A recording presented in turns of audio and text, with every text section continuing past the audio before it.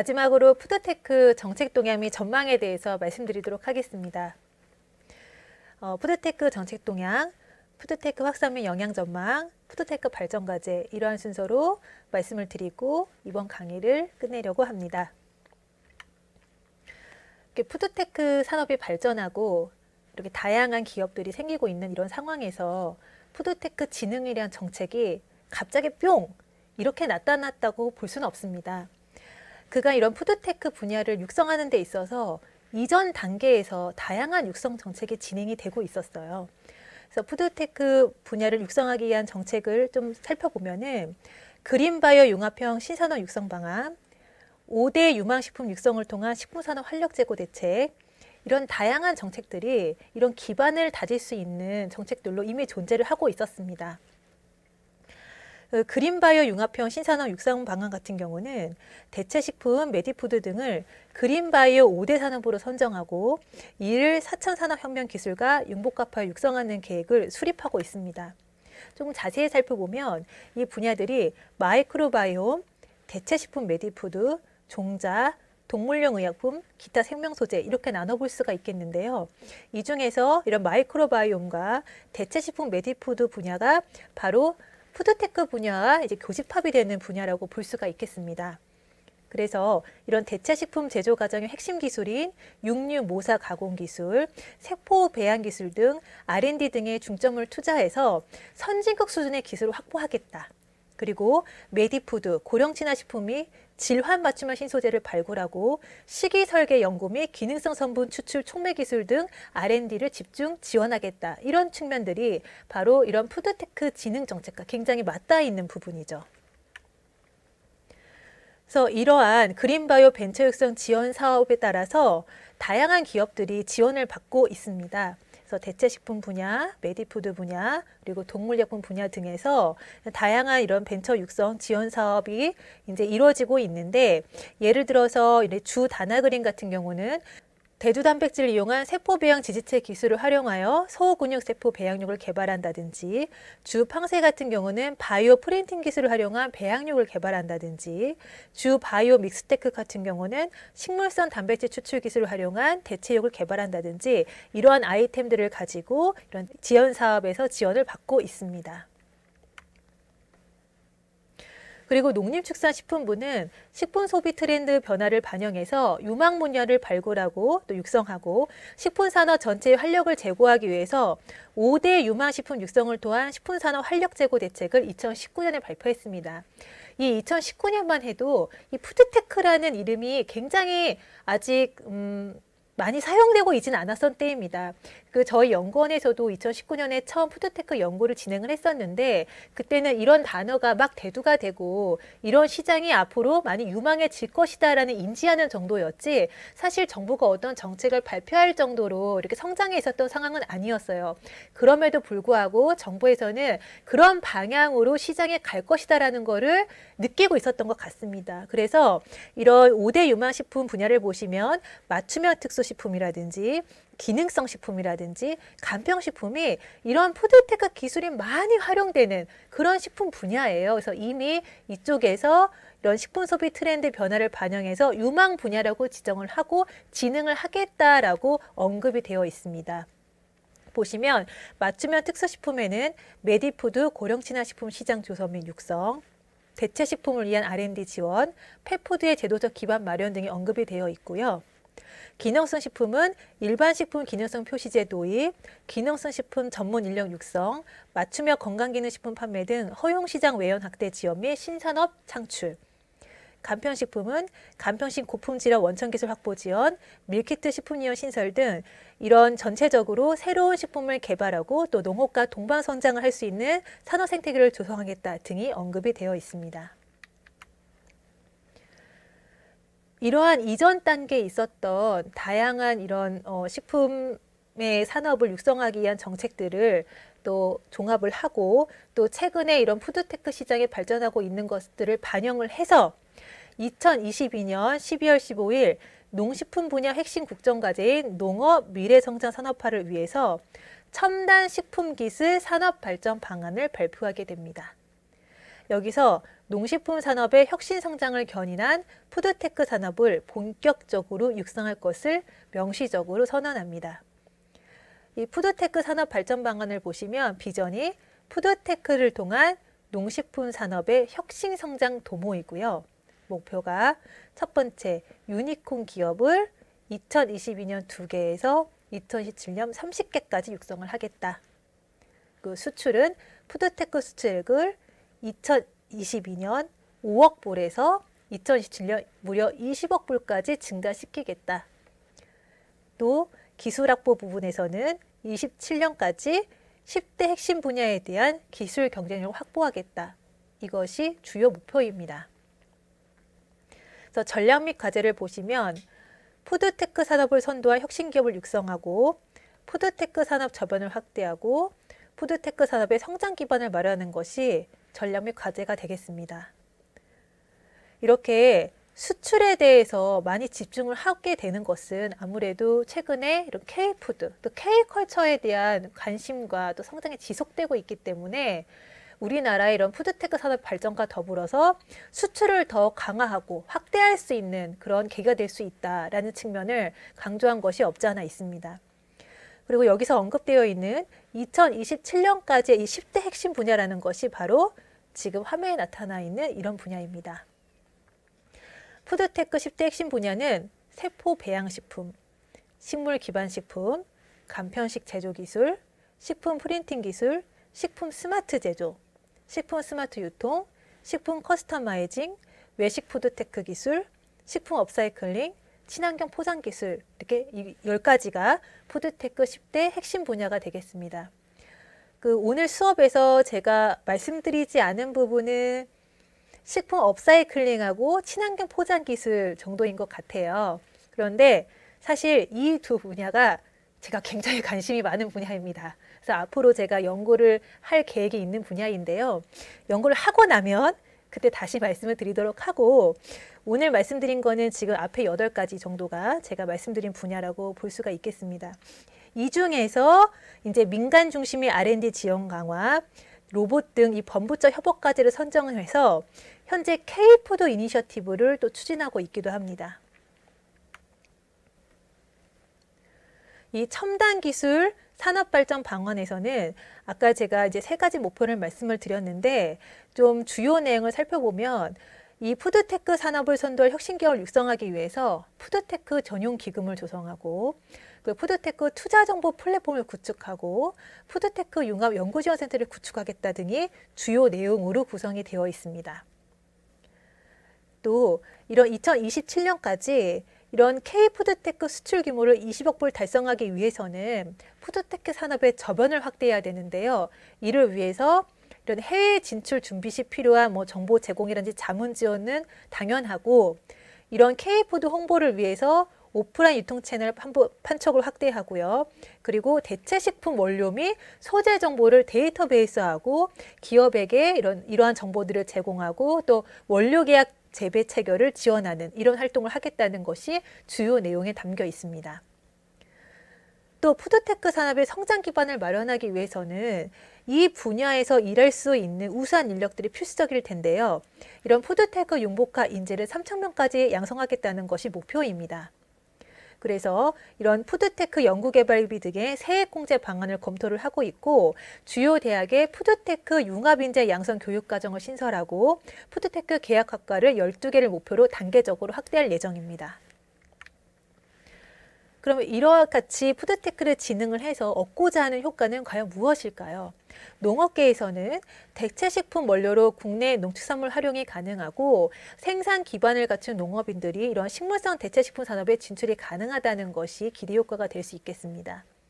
식품 외식업계에서는 고부가 가치 신상품 개발로 글로벌 시장 진출이 확대될 수 있고요. 생산 공정 자동화 등을 통해 생산성 증대, 외식 분야의 인력 문제 해소 등이 기대되는 효과라고 볼 수 있겠습니다. 그리고 국가 전체적으로는 이런 신식품 및 관련 장비 산업의 수출 확대, 또 청년 창업의 일자리 확대, 식품 공급 방안 다양화로 식량 안보 강화, 탄소 배출 저감 등이 우리가 기대할 수 있는 효과라고 볼 수가 있겠습니다. 이러한 것들을 추진하기 위해서 올해 초에 이미 농림축산식품부는 조직 개편을 단행했습니다. 아마 많은 분들이 아실 수도 있겠는데요. 농업의 미래성장산업화, 또 식량안보와 농가경영안정체계 구축, 농촌공간 개선 및 동물복지 강화를 추진하고자 조직 개편을 단행했다고 명시를 했었고요. 이 그린바이오 산업팀 같은 경우는 마이크로바이옴, 대체식품, 메디푸드, 동물의약품 산업 등을 담당하게 되었고, 푸드테크 정책과가 생겨서 식물성 대체식품, 제조공정 자동화, 온라인 유통 플랫폼, 무인주문기 등을 담당을 하게 되었습니다. 이와 더불어 식품의약안전처는 이런 식품 분야의 규제를 담당하고 있는 부처인데, 사실 이런 규제를 담당하고 있는 부처가 어떤 산업을 진흥하기 위한 명시를 하기가 쉽지가 않거든요.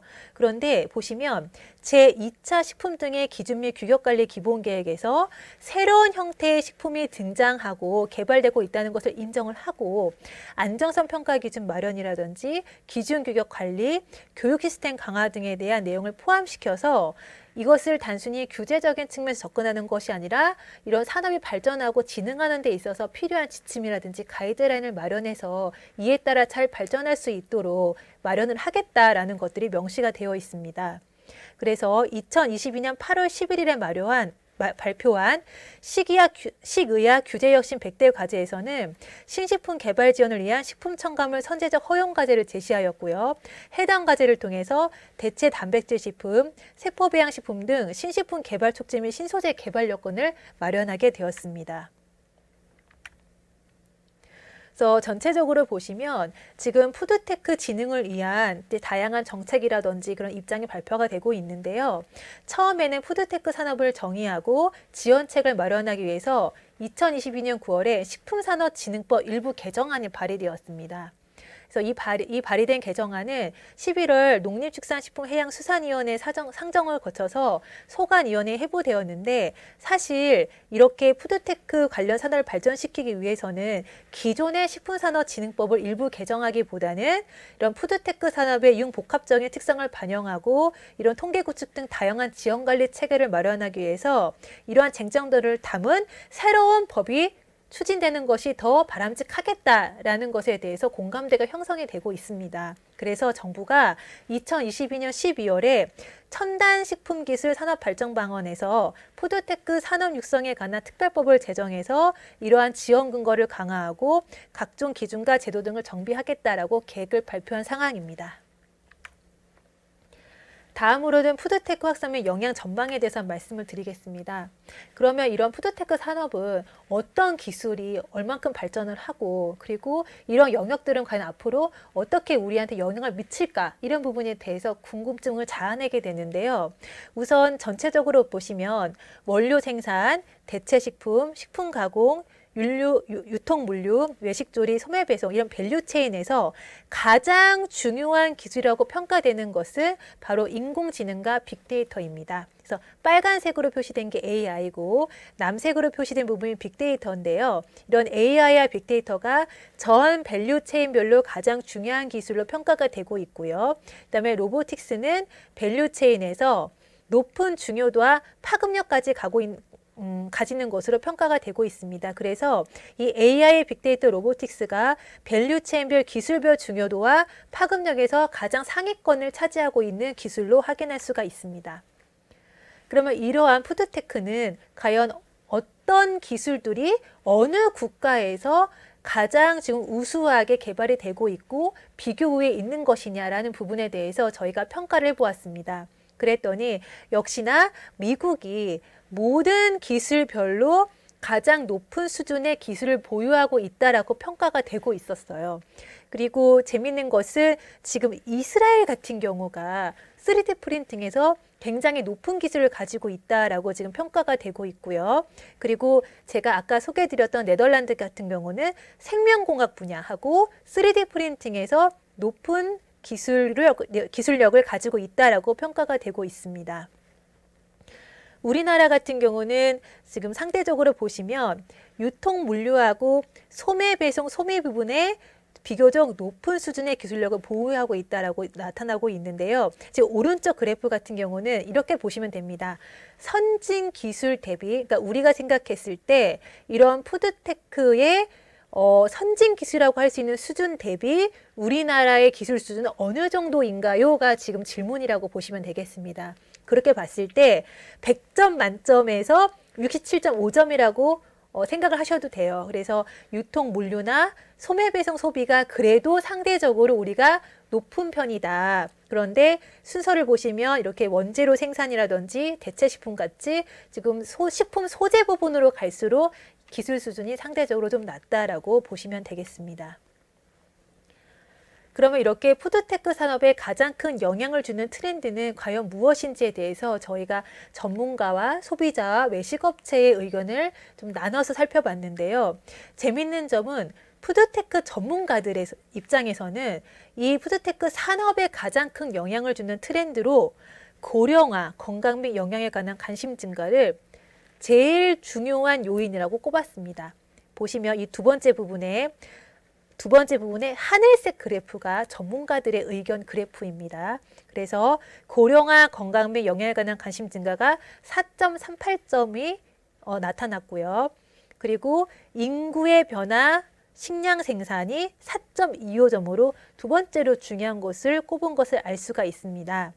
그런데 이에 반면에 소비자와 외식업체 같은 경우는 고용난, 최저임금 상승 등 운영 리스크 증가를 1순위로 뽑은 것을 확인할 수가 있습니다. 맨 오른쪽에 노란색이 소비자고 연두색이 외식업체인데요. 고용난, 최저임금 상승 등 운영 리스크 증가를 이런 푸드테크 산업에 가장 영향을 주는 요인으로 뽑은 것입니다.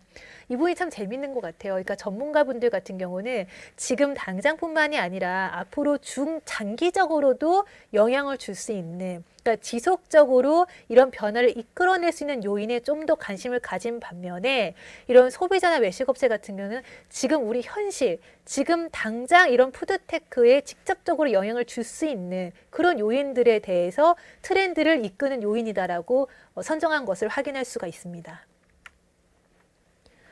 그럼 앞으로 이런 밸류체인에 따라서 소매배송 소비, 유통물류, 외식조리, 식품가공, 원재료 생산, 대체식품 이 분야에서 가장 먼저 인프라가 구축될 것 같은 부문은 어디입니까? 라는 질문에 이런 푸드테크 전문가들은 바로 소매배송 소비라고 응답을 했었고요.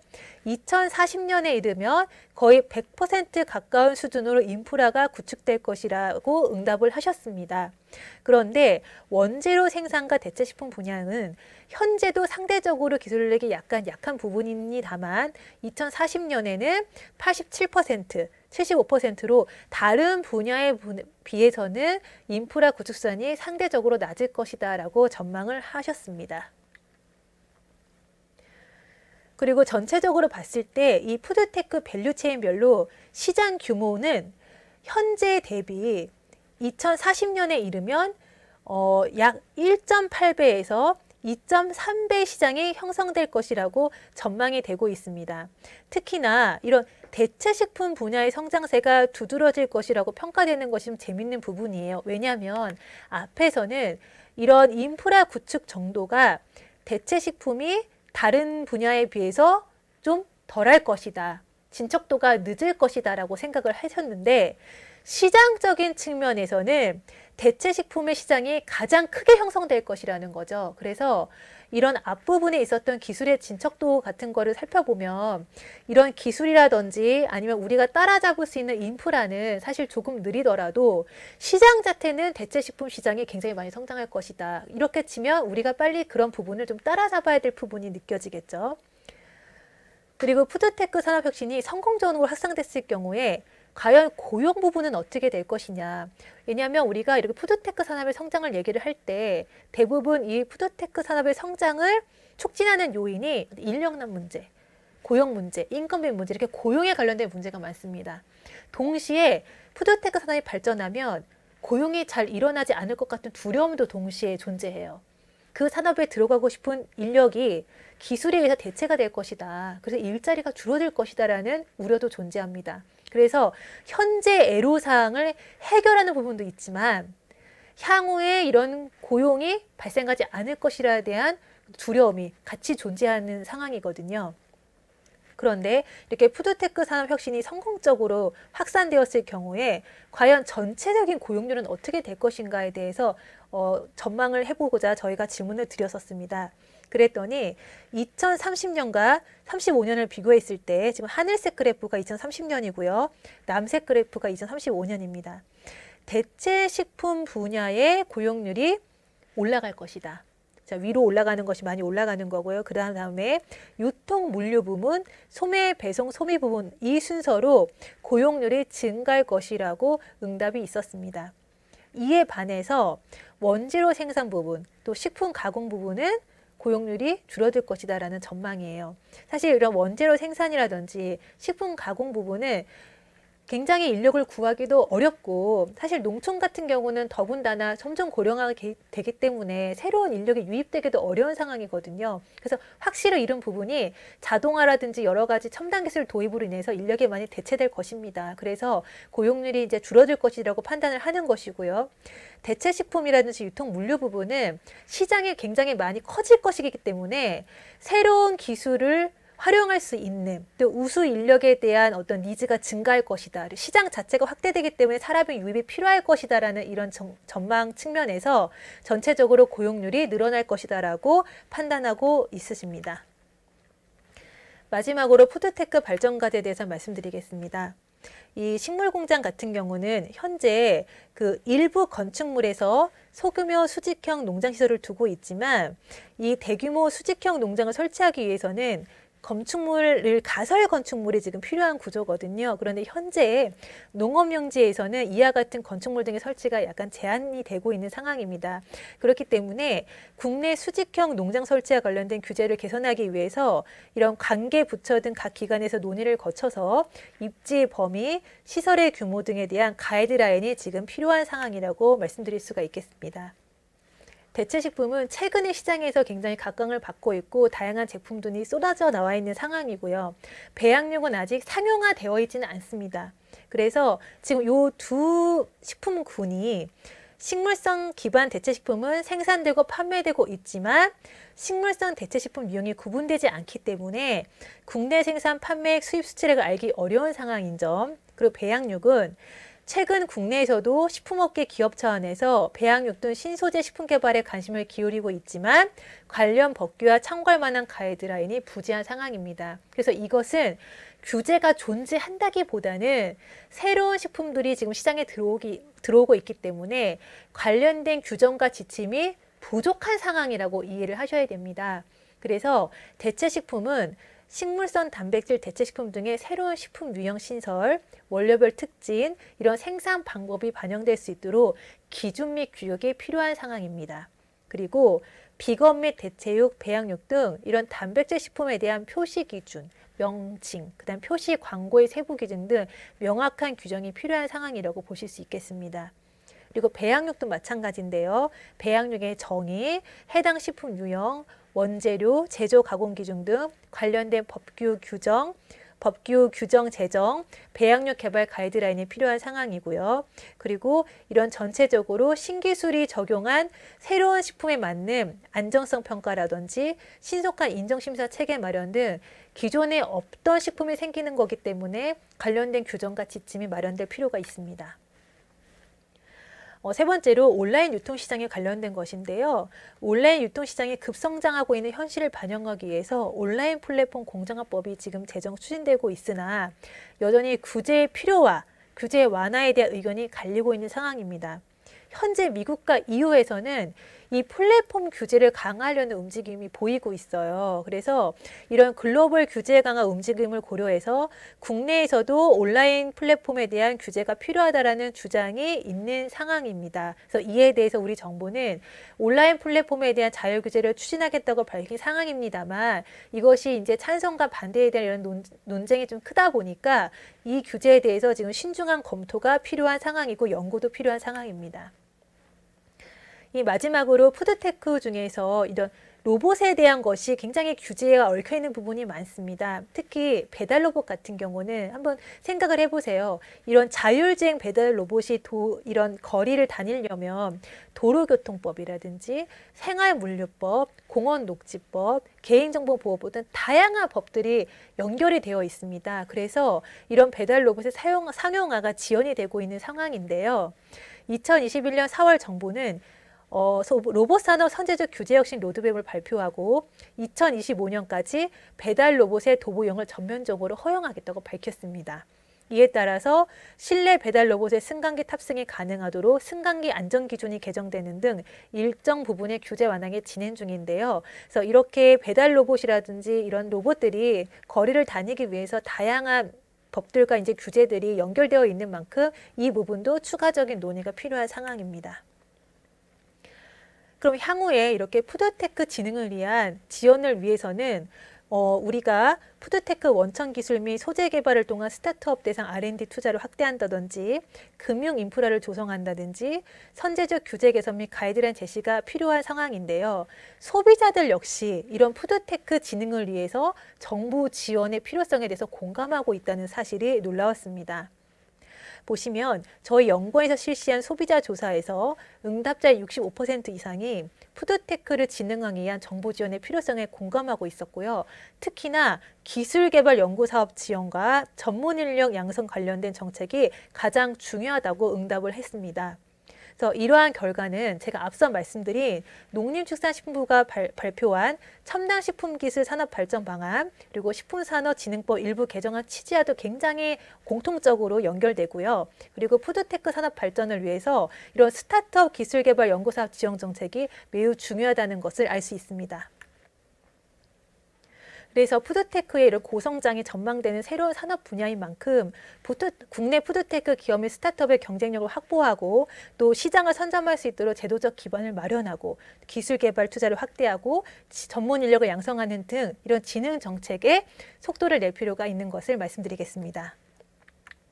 그럼 이것으로 제 강의를 마치겠습니다. 감사합니다.